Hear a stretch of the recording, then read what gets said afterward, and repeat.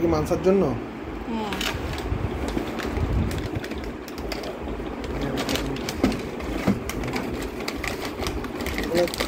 ভালো জানো এটা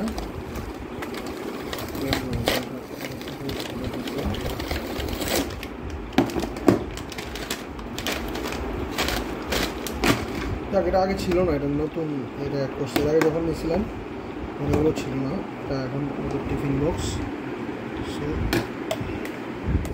ও এটা লাঞ্চ বক্স, আই মিন এটাকে টিফিন বক্স হিসেবে বা লাঞ্চ বক্স হিসেবে ইউজ করা যাবে, বিশেষ করে যেসব বাচ্চারা স্কুলে বা ওদের টিউশনিতে ওরা নিয়ে যায়।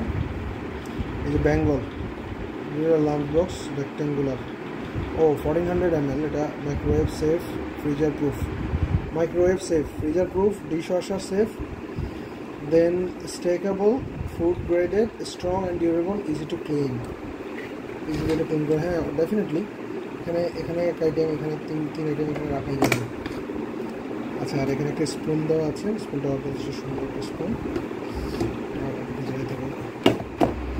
আচ্ছা, এখন আমরা ক্যালক্সের যে জিনিসটা দেখতেছি, এটা আমরা সবাই খাই, এটা সম্পর্কে সবাই জানে কী করতে হবে। এখানে iron, calcium, nutrients and essential ভাইটামিনসগুলো আছে।